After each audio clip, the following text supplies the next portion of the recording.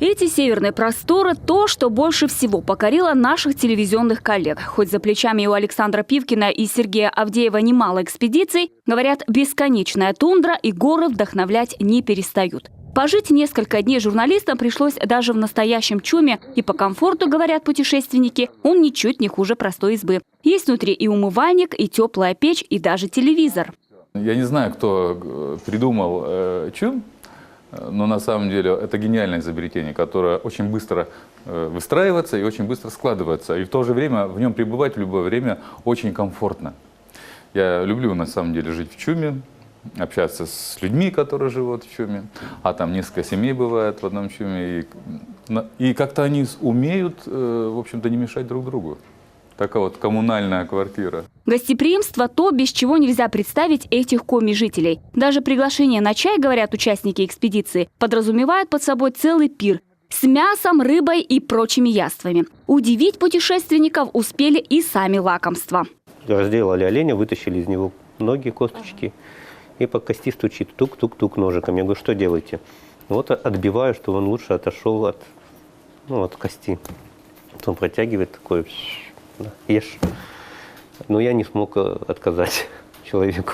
Не представляют свою жизнь оленеводы и без традиционных костюмов. У каждой чум-хозяйки есть и яркий кокошник, и цветной сарафан. А трудолюбию и выносливости пастухов оленьих стад можно позавидовать. За день пробежать они могут до 70 километров. И это при самом привычном темпе работы.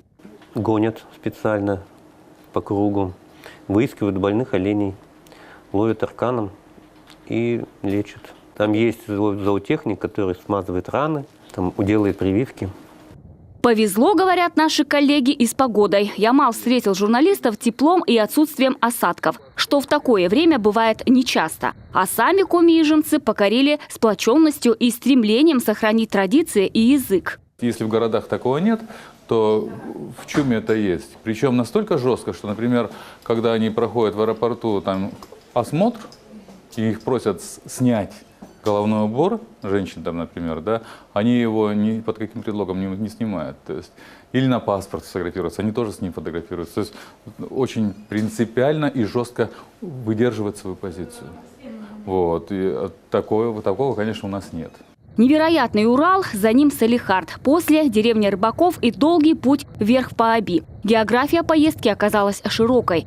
Преодолеть только на самом Ямале, не считая дороги от столицы Коми, пришлось больше 1500 километров. И на вездеходах, и на лодках, и на своих двоих. Теперь отснятый материал станет основой для 4 фильмов. Жизнь Северного полуострова зрители Юргана увидят в рамках проекта «Коми Инкогнито».